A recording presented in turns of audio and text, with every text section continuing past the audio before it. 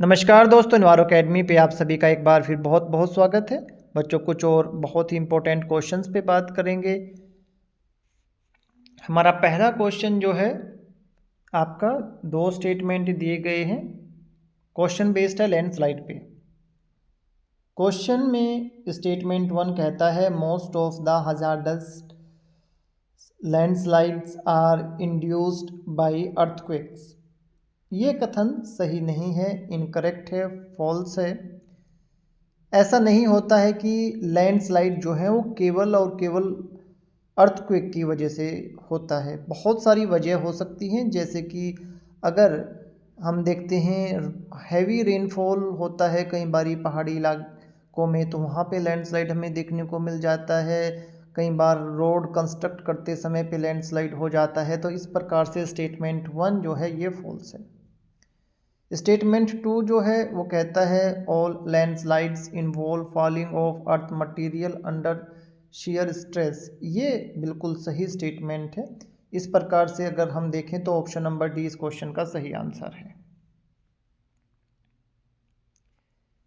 अगले क्वेश्चन में फिर से दो स्टेटमेंट दिए गए हैं और क्वेश्चन बेसिकली वाटर पोल्यूशन पे बेस्ड है। पॉइंट सोर्स और नॉन पॉइंट सोर्स से रिलेटेड ये क्वेश्चन है। पॉइंट सोर्स वो पोल्यूशन के सोर्स होते हैं जिनको आइडेंटिफाई करना आसान होता है। वो एक सिंगल पॉइंट से निकलते हैं, जैसे कि ईटीपी एसटीपी का जो डिस्चार्ज पाइप होता है वो एक पॉइंट सोर्स है। तो यहाँ पे स्टेटमेंट 1 अगर हम ध्यान से पढ़ेंगे, it is relatively easier to monitor and regulate water pollution caused by non point sources than point sources. ये कथन बिल्कुल गलत है, फॉल्स है, ये उल्टा है। पॉइंट सोर्स से निकलने वाले पोल्यूशन को मॉनिटर करना, रेगुलेट करना आसान होता है, और नॉन पॉइंट जो सोर्सेज हैं पोल्यूशन के उनको रेगुलेट करना, मॉनिटर करना मुश्किल होता है। स्टेटमेंट 2 जो है वो इस प्रकार से है non point sources of water pollution may be fairly uniform and predictable throughout the year. ये कथन भी बिल्कुल गलत है। इस प्रकार से option number B both statement 1 and 2 are false इस क्वेश्चन का सही आंसर है।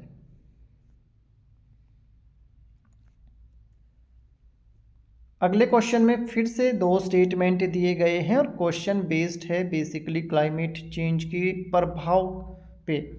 और इसमें हम देखते हैं कि वाटर जो है, वाटर सोर्सेज जो हैं वो बहुत ज़्यादा प्रभावित हो रहे हैं आपके क्लाइमेट चेंज की वजह से। परंतु ये कथन, ये पॉइंट भी बिल्कुल सही है कि आपका जो वाटर स्ट्रेस हो रहा है वो क्लाइमेट चेंज के साथ साथ ओवर एक्सप्लॉइटेशन की वजह से भी हो रहा है। तो हमेशा वाटर स्ट्रेस को हम क्लाइमेट चेंज के साथ में जोड़ के देखते ज़रूर हैं, परंतु इसकी वजह जो है ओवर एक्सप्लॉइटेशन भी है। क्वेश्चन में जो स्टेटमेंट 1 है वो कहता है by 2025 two third world people will be living in water stressed country. ये कथन बिल्कुल सही है।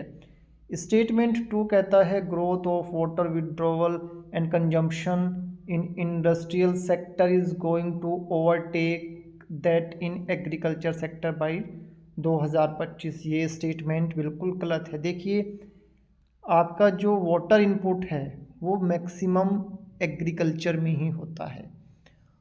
एग्रीकल्चर में वाटर इनपुट जो है वो कम नहीं हो सकता। एक तो देखिए, जैसे जैसे क्लाइमेट चेंज हो रहा है तो इरिगेशन की रिक्वायरमेंट भी बढ़ रही है, और दूसरी चीज़ ये है कि पॉपुलेशन बढ़ रही है, तो हमें जो है अपना एग्रीकल्चर को बढ़ाना ही पड़ेगा। तो ये संभव नहीं है कि इंडस्ट्री में जो वाटर कंजम्पशन है वो अभी इतनी जल्दी जो है एग्रीकल्चर सेक्टर से ज़्यादा हो जाए। इस प्रकार से स्टेटमेंट 1 ट्रू है, बट स्टेटमेंट 2 जो है वो फॉल्स है। ऑप्शन नंबर सी इस क्वेश्चन का सही आंसर है। अगला क्वेश्चन क्योटो प्रोटोकॉल पे बेस्ड है, असर्शन रीजन का क्वेश्चन है। असर्शन दिया गया है Kyoto protocol unaccepted countries like such as India and China from rolling back their greenhouse gases emission by about 5% below 1990 level by 2012 तक। देखिए, ये स्टेटमेंट बिल्कुल सही है। बहुत सारी कंट्रीज़ को असम्पशन दिया गया था, उनमें इंडिया और चाइना जैसी बहुत सारी कंट्रीज़ थी जो डेवलपिंग कंट्रीज़ हैं।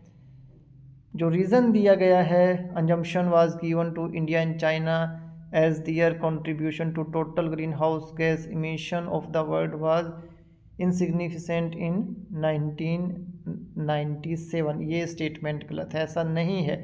देखिए, जो assumption दिया जाता है वो उस प्रकार से बहुत सारी चीज़ों को सोच के दिया जाता है कि भाई डेवलपिंग कंट्रीज़ अभी विकास कर रही हैं, अपने आप को डेवलप करने की कोशिश कर रही हैं, इसके लिए उनको बहुत सारी एनर्जी की आवश्यकता होगी और एनर्जी को पूरा करने के लिए डेफिनेटली वो जो है नॉन रिन्यूएबल एनर्जी के सोर्सेज का भी इस्तेमाल करते हैं और इमीडिएटली ये संभव नहीं है कि वो अपनी पूरी एनर्जी को रिन्यूएबल की तरफ स्विच करते हैं और ये भी संभव नहीं है कि वो अपना विकास रोकते हैं। तो इन सभी तथ्यों को, इन सभी फैक्ट को सोचते हुए अलग अलग जो है आपके ग्रुप बनाए गए थे कि भाई आप डेवलपिंग हैं, आपको इतनी छूट है। जो डेवलप्ड कंट्री हैं, जो हाईली डेवलप्ड कंट्रीज़ हैं, सभी को जो है अलग अलग कैटेगरी में रखा गया था और सभी के लिए अलग अलग जो है रूल्स नॉर्म्स बनाए गए थे।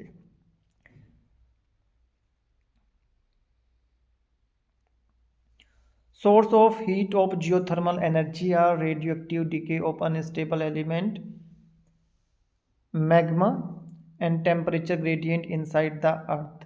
A, C and D, option number C इस क्वेश्चन का सही आंसर है। डॉप्सन यूनिट जो है ये मेज़र करने के लिए यूज़ किया जाता है आपका स्ट्रेटोस्फेरिक ओजोन को। जो स्ट्रेटोस्फीयर में ओजोन है उसको डॉप्सन यूनिट में मेज़र किया जाता है। Photo electrochemical solar cell based on hybrid structure of inorganic semiconductors and electrolyte.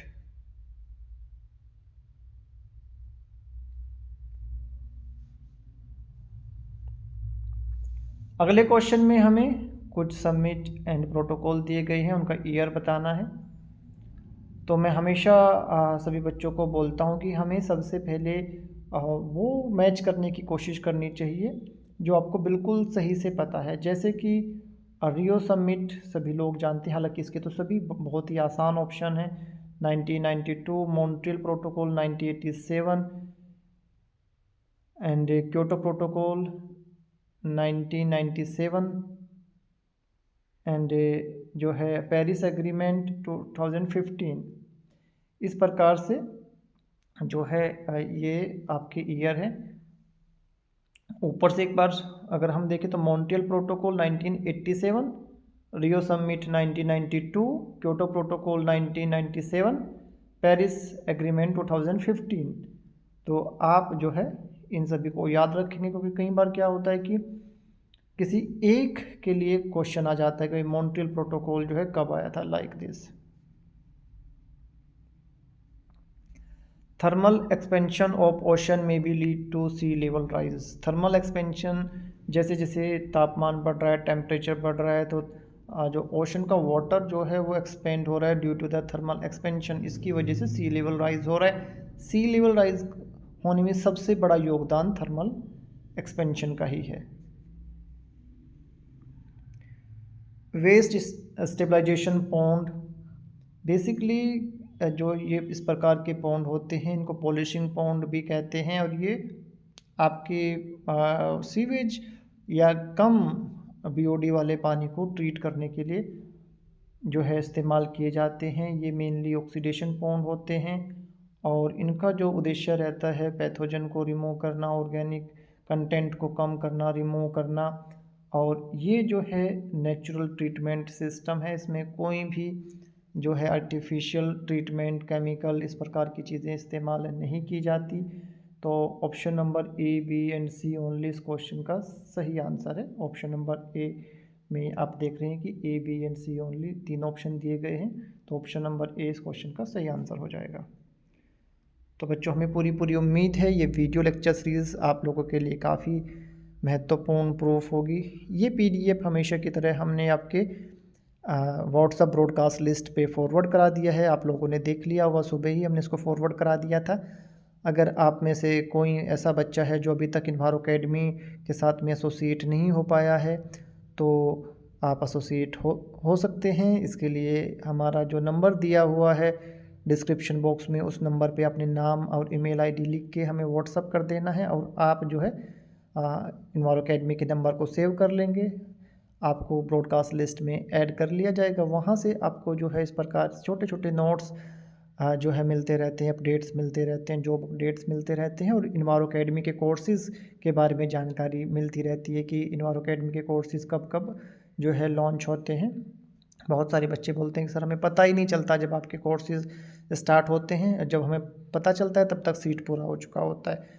तो ये आसान तरीका है लगातार अपडेट रहने का भी, एंड जो है हमारे कोर्सेज़ की जानकारी के लिए भी।